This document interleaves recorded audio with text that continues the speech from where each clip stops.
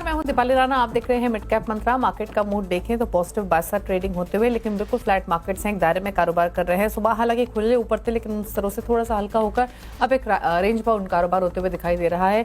Nifty इस समय 23,750 के लेवल्स पर है, बिल्कुल फ्लैट ट्रेड कर रहा है। सेंसेक्स भी बिल्कुल फ्लैट है। आज के सेशन में लेकर आते हैं निफ्टी बैंक और मिड कैप्स का हाल आपके सामने, तो वहां भी सिमिलर रुझान ही देखने को मिल रहा है। मिड कैप का इंडेक्स दिखाते हैं एक बार आपको, जहां पर निफ्टी बैंक तो 78 पॉइंट नीचे है, लेकिन अगर आप मिड कैप का इंडेक्स देखेंगे तो यहाँ ½ % की गिरावट है। तो प्रेशर देखने को मिल रहा है मिड कैप स्मॉल कैप में। लगभग 300 पॉइंट नीचे मिड कैप इंडेक्स कारोबार कर रहा है आज के सेशन में। स्मॉल कैप इंडेक्स भी ½ % नीचे है आज के कारोबार में। इनफैक्ट अगर आप मार्केट की ब्रेथ देखेंगे तो वो भी नेगेटिव ही दिखाई देगी, क्योंकि ब्रॉडर मार्केट में सेल ऑफ है, specially mid cap small caps में उसी का असर देखने को मिल रहा है। 1500 स्टॉक्स हैं जो कि गिरकर कारोबार कर रहे हैं, सिर्फ 897 स्टॉक्स है जो कि तेजी के साथ कर रहे हैं ट्रेड। तो ये है आज के मार्केट का फिलहाल मूड माहौल। अगर आप पॉकेट्स में देखेंगे आज के सेशन में तो कोई भी ऐसी एक डिसाइसिव पॉकेट नहीं दिखाई देगी आपको सेक्टर स्पेसिफिक जहां पर तेजी देखने को मिल रही है। लैक लस्टर मूड माहौल कंज्यूमर्स में, एनर्जी स्टॉक्स फ्लैट है, एफएमसीजी इंडेक्स 1/4% नीचे है। इसके अलावा सभी इंडेक्स मतलब फ्लैट है, कोई छुट्टी के मूड में दिख रहे हैं बाजार। सिर्फ एक ऑटो इंडेक्स है जो कि 0.25% ऊपर है, एक यही इंडेक्स है जो कि आउट परफॉर्मेंस दिखा रहा है आज के सेशन में। अदरवाइज सभी सेक्टोरल मूव्स कोई बहुत खास देखने को नहीं मिल रहे हैं। यह रहा निफ्टी का कॉन्स्टिट्यूएंट्स आपकी स्क्रीन पर, जहां पर एमएनएम, भारतीय एयरटेल, मारुति, अदानी पोर्ट्स की तरफ से सपोर्ट मार्केट को मिलता हुआ दिखाई दे रहा है। एलकेपी सिक्योरिटीज के रूपक डे हमारे साथ बने हुए। रूपक नमस्कार, बताइए पहले तो इंडेक्स पर आपकी राय। जी, इंडेक्स मुझे लग रहा है आज और कल साइडवेज टू नेगेटिव रह सकता है। कंटिन्यूअसली 200 डेज मूविंग एवरेज के नीचे सस्टेन कर रहे हैं निफ्टी। तो जब तक 23,850 के नीचे रहेगा तब तक सेल ऑन राइज या सेलिंग प्रेशर रहेगा मार्केट में। नीचे 23,500 का सपोर्ट है, वो टूटा तो फर्दर करेक्शन का पॉसिबिलिटी लग रहा है मुझे। और बैंक निफ्टी का रेजिस्टेंस है 51,200, उसके ऊपर बैंक निफ्टी में थोड़ा बहुत और पॉजिटिविटी आ सकता है। और नीचे सपोर्ट हो जाएगा 50,900। 50,900 के नीचे सिग्निफिकेंट करेक्शन की एक्सपेक्टेशन है। ओके, चलिए, तो ये इंडेक्स पर आपकी राय रही। निफ्टी बैंक डे लो पर ट्रेड कर रहा है और बैंक निफ्टी का हाल तो ये है, निफ्टी भी डेज लो पर ही है लेकिन हरे निशान में है। स्टॉक स्पेसिफिक कुछ स्ट्रैटेजीज रहेंगी क्या रूपक आपकी तरफ से? जी हाँ, छोटा स्टॉक्स में ध्यान नहीं मेरा। पहला स्टॉक रहेगा HSCL, Himadri speciality chemical limited. Stock ने कंसोलिडेशन ब्रेकआउट दिया, तो अपसाइड में पॉसिबिलिटी लग रहा है 600 का, और नीचे एक स्टॉप लॉस मेंटेन करना होगा 554 का। दूसरी स्टॉक रहेगी मेरा KEI। स्टॉक ने भी कंसोलिडेशन ब्रेकआउट दिया, और कंसोलिडेशन ब्रेकआउट से पहले 200 डेज मूविंग एवरेज पर सपोर्ट लिया, तो शॉर्ट टर्म में 4450 तक जा सकता है, और नीचे 4150 का सपोर्ट रहेगा, स्टॉप लॉस रहेगा। ओके, तो हिमाद्री स्पेशलिटी केमिकल एक ट्रेड 571 पर ट्रेड करते हुए। चलिए रुकना इसी के साथ एक ब्रेक के लिए, तब वापस आते हैं। आप देख रहे हैं मिड कैप मंत्रा और अब बात करेंगे 2024 हाइलाइट्स की। साल 2024 बाजार के लिए रोलर कोस्टर राइड जैसा था। पहले हाफ फील गुड फैक्टर से भरा था तो दूसरा हाफ फियर फैक्टर से। एफआईएस कुछ ऐसे रूठे कि पूरे साल वो नहीं माने। एफआईएस की बेरुखी की सबसे ज्यादा मार पड़ी दिग्गज कंपनी पर। 2024 में पिछले 10 सालों में जो नहीं हुआ वो इस साल हुआ। कई रिकॉर्ड बने और कई टूटे। निफ्टी के धुरंधरों में किसका दम दिखा और किसका दम निकला, बताने के लिए हमारे साथ है होर्मास फताकिया। बताइए।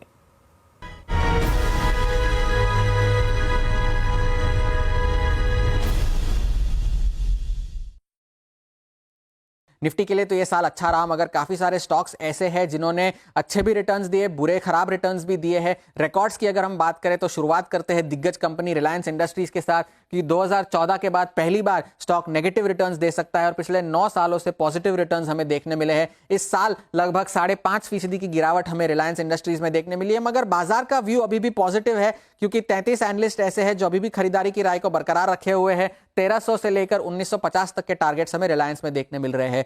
बात करते हैं दूसरे दिग्गज की, HDFC बैंक। इस साल भले रिकॉर्ड हाई बनाया हो, 2013 के बाद भी लगातार पॉजिटिव रिटर्न्स दे रहा हो, मगर पिछले 4 सालों में 3 साल ऐसे हैं जिसमें उसने सिंगल डिजिट रिटर्न्स दिए हैं। 2022 में तो 10% है, मगर बाकी के सिंगल डिजिट रिटर्न्स रहे हैं। बाजार में अभी भी कोई ऐसा एनालिस्ट नहीं जो एचडीएफसी बैंक पर बिकवाली की राय रखता हो। 1500 से लेकर 2500 तक के टारगेट्स एचडीएफसी बैंक के लिए आ रहे हैं। एफएमसीजी एक ऐसा सेक्टर है जिसने निराश किया था और एशियन पेंट्स उसमें से टॉप अंडर परफॉर्मर रहा है और रिटर्न्स के लिहाज से सबसे खराब साल एशियन पेंट्स का रहा है। अब ये वो साल है जो 2010 के बाद उसमें एशियन पेंट्स ने नेगेटिव रिटर्न्स दिए हैं और बाजार में अब ज्यादातर एनालिस्ट एशियन पेंट्स पर बिकवाली की राय रख रहे हैं। 2000 से लेकर 3700 तक के टारगेट्स वहां देखने मिल रहे हैं।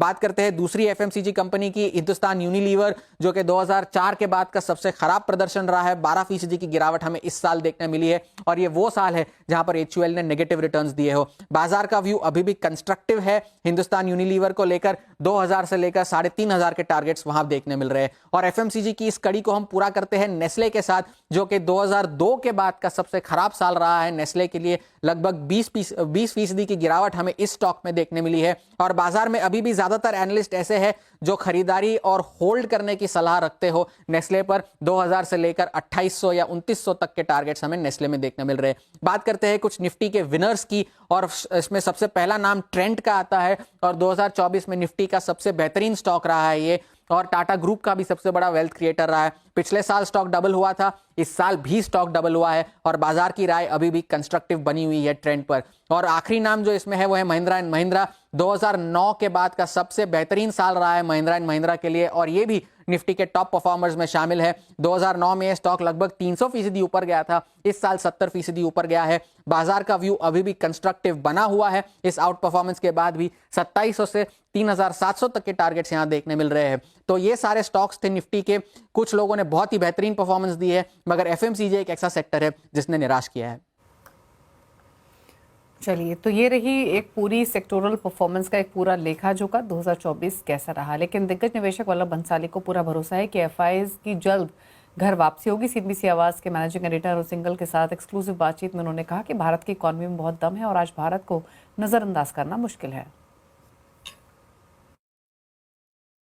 पिछले साल हमारे लिए पेन पॉइंट रहा। एक तो अर्निंग्स ग्रोथ काफ़ी खराब रही, खासतौर से पिछला क्वार्टर काफ़ी खराब रहा और दूसरा लगातार एफआई की सेलिंग काफ़ी रही हमारी मार्केट में।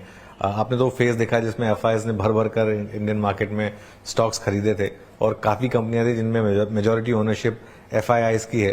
तो ये दोनों चीज़ों में हम कहाँ इस साल पिछड़ गए, एक तो अर्निंग्स ग्रोथ में और एक ये एफआईआईज को अट्रैक्ट करने में। तो हम देखें कि post covid India has been amongst the best performing country and best performing stock market. बिल्कुल। तो उसके अंदर कहीं तो करेक्शन आएगा ना, कहीं तो प्रॉफिट बुकिंग होगी, कहीं तो ये जो लगातार कश्मकश चलती रहती है, टग ऑफ वॉर चलता रहता है between retail, domestic institution and foreign institution, उन सबके टाइम होराइजन पर्सपेक्टिव अलग अलग होते हैं। तो कभी कौन जीतता है, कभी कौन जीतता है। और हमने तो ये देखा है 1991 से कि जब जब वहां सेलिंग आती है तो हम लोग बड़े घबरा जाते हैं। दिल्ली वाले पूछने लगते हैं, अरे इनका तो बंद कर दो, टोबिन टैक्स लगा दो, न जाने क्या कर लो। अरे भाई जो कमाएगा वही तो वापस आएगा। ये तो सब पैसा वापस आने ही वाला है, मुझे कोई डाउट नहीं लगता। अच्छा। ये सब जो कमा के ले जाएंगे, एक ह्युंदाई पैसा ले जाएगा, 10 ह्युंदाई यहाँ आएंगे, यहाँ एग्जिट है। प्राइवेट इक्विटी वाले इतने स्ट्रगल करते थे, लेकिन जैसे जैसे एग्जिट होने लगे, आज हमारा प्राइवेट इक्विटी, हर दुनिया की प्राइवेट इक्विटी फर्म इंडिया में आना चाहती है। तो यहाँ एंटरप्राइज भी उतना ही बढ़ेगा और ये तो पैसा आने वाला है। आई थिंक इस करेक्शन के सिवाय इसमें मुझे कोई बड़ी बात नहीं लगती। दूसरा ये है कि इलेक्शन ईयर था हमारा, 3 बड़ी स्टेट्स के अंदर इलेक्शन था, सेंट्रल गवर्नमेंट का इलेक्शन था, तो जो एक्सपेंडिचर साइकिल था वो काफी चेंज हो गया। दूसरा बेस इफेक्ट भी था। कोविड के बाद में जो 22-23 था वो बहुत अच्छा ईयर था, फर्स्ट बिग ईयर। 23-24 में भी हमारी गाड़ी अच्छी, क्योंकि इंडिया का इकोनॉमिक मैनेजमेंट बहुत सुपर्ब रहा है between government and RBI, physical monetary policy वगैरह मिला के। तो आई थिंक उसका एक करेक्शन मात्र है। ये क्वार्टर भी लोगों को, तो हम इतना क्वार्टर ऑब्सेस्ड हो गए। जैसे मैंने कहा, मैं तो प्रवाह देखता हूं, उस प्रवाह में मेरे को इतना सा कोई शुभ कोई संदेह नहीं लगता कि ये तो सब गाड़ी पर। तो आपको लग रहा है ये जो एफआई की सेलिंग है ये थोड़ा सा एक बस टेम्परेरी फेज है, ये पैसा वापस आएगा मार्केट में? 100% आएगा। और इवन जो अर्निंग्स ग्रोथ है ये भी एक बिकॉज एक वन ऑफ फैक्टर्स थे, स्टैटिस्टिकल भी होता है, बेस बन जाता है। हमारी गवर्नमेंट स्पेंडिंग नहीं होती, government spending the large part of economic thrust. Economic जब इतना सारा वेल्थ क्रिएशन हुआ तो उसके अंदर भी इनइक्वालिटी थी, तो वो भी एडजस्ट हो रहा है। तो सरकार की स्कीमें चाहे स्टेट लेवल या सेंट्रल लेवल पे हम यूबीआई के नजदीक जा रहे हैं, हम पैसा इतना डिस्ट्रीब्यूट कर रहे हैं, तो ये तो एडजस्टमेंट पीरियड परचेजिंग साइकिल होगा। हमारे मानसून बहुत सुपर हुआ है, एग्रीकल्चरल इनकम बढ़ेगी, तो हमारी इंटरेस्ट रेट भी we are wondering whether we high behind the cycle, behind the curve और ahead of the curve etcetera. तो मुझे तो कोई 1-2 क्वार्टर की स्टोरी है वो हमें सोचनी भी नहीं चाहिए। कहाँ 2047 की बात करें और 1-2 क्वार्टर की बात करें, कोई नहीं। साथ ही वल्लभ भंसाली ने इस खास बातचीत में कहा कि अगले कुछ सालों की मल्टी बैगर थीम पर अभी उन्होंने बातचीत की। उनका मानना है कि इनोवेशन से जुड़ी कंपनियों में बड़े मौके हैं। इतना ही नहीं, वो मानते हैं कि इंडिगो में दुनिया की सबसे बड़ी एविएशन कंपनी बनने का दम है। पिछले 20-30 सालों में बहुत कुछ बदला है भारत में। 1991 के लिबरलाइजेशन के बाद से, उसके बाद से जो सबसे बड़ा चेंज रहा वो था आईटी सेक्टर, और जिसने जिस तरीके से ग्रो किया और काफी उसने मार्केट को लीड भी किया। अगले 20 से 30 साल में या अगले 10 से 15 साल में आप किन सेक्टर्स को एज लीडर्स एमर्ज होता हुआ देखते हैं? आई थिंक हमारे यहाँ जो साइंस लेड चीजें हैं उस सब के अंदर बहुत बड़ा प्रोस्पेक्ट है। Science led, okay. तो भले ही आज हम पीछे हैं, लेकिन हम धीरे धीरे आगे बढ़ रहे हैं। इकोसिस्टम पूरा बनेगा, अधूरा बनेगा, लेकिन यहाँ पे काम होने वाला है। जैसे हमारे यहाँ ड्रोन्स हैं कि स्पेस है, इसके अंदर एक अर्ली प्रॉमिस हमको दिखी है, और इतने नए बच्चे इन क्षेत्रों में आ रहे हैं, दूसरे क्षेत्रों में आ रहे हैं, और सरकार भी मुझे लगता है कि इसके आगे पीछे इनको ठीक से सपोर्ट करेगी। दूसरा है हमारा जो पुराना, हमारी जो सर्विसेज थी, एजुकेशन और हेल्थ, ये हम चाहते हैं उस रफ्तार से आगे नहीं बढ़ रहे हैं, तो लेकिन वो भी आगे बढ़ेंगे।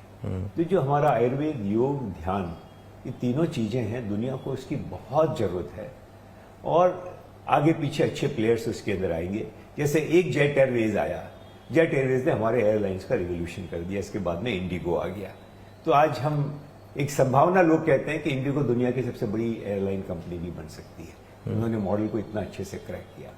नए विनर्स आ रहे हैं, तो नए सेक्टर्स आ रहे हैं, नई कंपनियां आ रही हैं। आप आईपीओ देखिए, रोज आता है कि भाई ऐसा तो रिकॉर्ड अर्निंग पीई वाले को हो रही है। रोज 4 तो ये जो नया सेक्टर आ रहा है, जब मैंने शुरू किया था 1980 के अंदर, तो सेंचुरी चलता था और एसीसी, ये 2 शेयर चलते थे, हिंदुस्तान मोटर चलता था, बिरला जूट चलता था।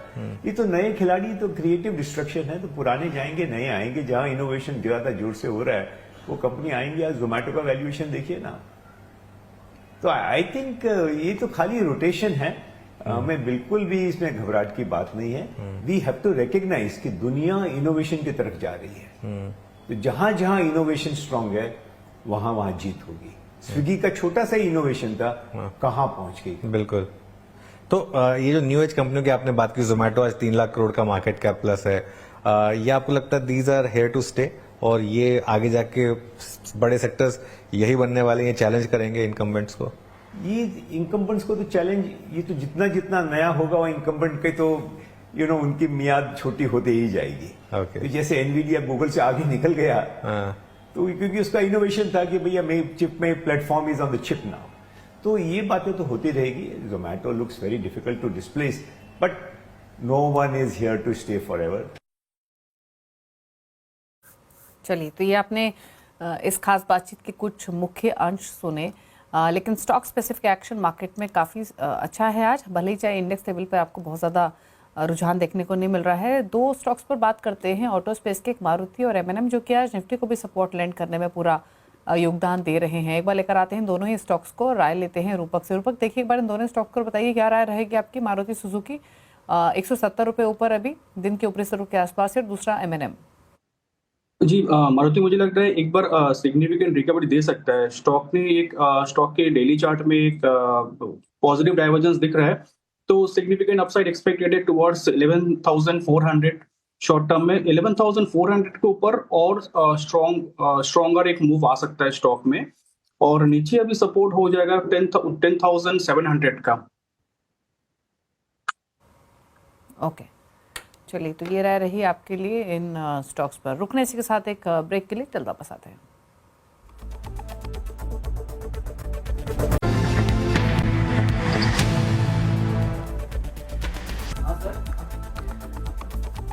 आप देख रहे हैं मिड कैप मंत्रा। एक बार क्विकली मार्केट्स का रिकैप आपके सामने लाते हैं, अब तक क्या हुआ है और क्या रुझान फिलहाल देखने को मिल रहा है। दिखाते हैं आपको पहले निफ्टी, जहां पर इनफैक्ट निफ्टी बैंक निफ्टी दोनों देखेंगे सुबह शुरुआत तो ठीक हुई थी, लेकिन अब ऊपरी स्तर से हल्का होकर एक दायरे में कारोबार कर रहे हैं। निफ्टी 20 पॉइंट ऊपर है, बिल्कुल फ्लैट।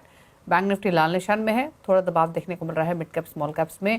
आज के सेशन में mid cap small cap indices दोनों ही आधा % नीचे कारोबार कर रहे हैं आज के सेशन में।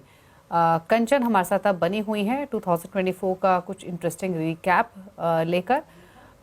कंचन, बताइए क्या रिसर्च लेकर आई हैं आप? जी, जैसे कि हमने साल 2024 देखा है तो शुरुआती सत्र में तो हमने फर्स्ट हाफ में तो एक दमदार रैली हमें बाजार में देखने को मिली थी, लेकिन सितंबर के बाद बाजार में थोड़ा सा करेक्शन डेफिनेटली आया है और थोड़ी सी जो ग्रोथ है वो भी स्लो रही है। लेकिन मोतीलाल ओसवाल की एक रिपोर्ट है जो बोल रही है कि हमें फर्स्ट हाफ में तो 2025 में भी थोड़ा सा दबाव देखने को मिलेगा, लेकिन सेकेंड हाफ में जाते जाते बाजार के अंदर एक रिकवरी हमें देखने को मिल सकती है। अब ये जो रिकवरी है वो किन ट्रिगर्स की वजह से हो सकती है? सबसे पहले कि बजट आने वाला है जहां से बाजार में एक रिकवरी की संभावनाएं जताई जा रही है। इनफैक्ट जो सेकंड हाफ के नतीजे होंगे वहां पे भी हमें सुधार की उम्मीदें हैं। साथ इसके अलावा अगर हम रूरल डिमांड देखें तो इस टाइम पे वो कहीं ना कहीं टेपर होती हुई दिखाई दी है, लेकिन आगे चल के रूरल डिमांड में भी एक रिवाइवल आने की संभावनाएं जताई जा रही है। और साथ में बजट में जो सरकारी केपेक्स है उसको लेकर एक बड़ा अनाउंसमेंट होने की संभावनाएं है, जिससे बाजार को एक अच्छा खासा सपोर्ट मिलता हुआ दिखाई देगा। अगर हमने अभी नतीजों की बात करी तो अर्निंग की आगे बात कर लेते हैं तो अर्निंग की जो आउटलुक दिया गया है वो 16% ग्रोथ की सीआरजे से बढ़ने की उम्मीदें जताई जा रही है। अब कौन से ऐसे सेक्टर्स हैं जहां पे मोतीलाल ओसवाल का ओवरवेट है और कहां पे अंडरवेट है उसके ऊपर बात कर लेते हैं। सबसे पहले बात करते हैं ओवरवेट की, जहां पे BFSI, IT, health care, consumer discretionary, EMS, industrial और साथ ही साथ hotel, real estate, capital market और ई कॉमर्स में हमें अच्छा खासा मूवमेंट आता हुआ दिखाई दे सकता है। और अंडरवेट उन्होंने दिया है मेटल, एनर्जी और ऑटोमोबाइल में। ऑटोमोबाइल हम देखें तो लास्ट कुछ टाइम से थोड़ा सा सबड्यूड तो है, लेकिन आगे सेकंड हाफ में रिकवरी की उम्मीद है, लेकिन फर्स्ट हाफ में हमें थोड़ा सा ये प्रेशर में आता हुआ दिखाई दे सकता है।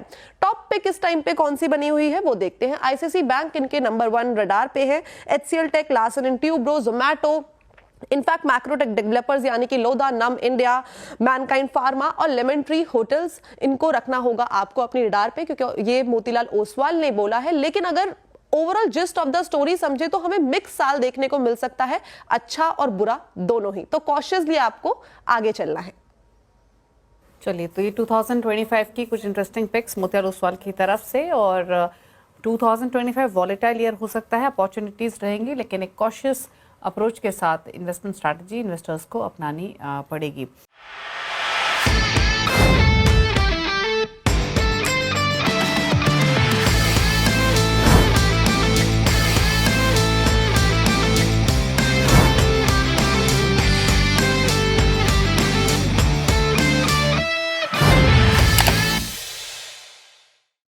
बता दें कि मनी कंट्रोल पर दिए गए विचार एक्सपर्ट्स के अपने निजी विचार होते हैं।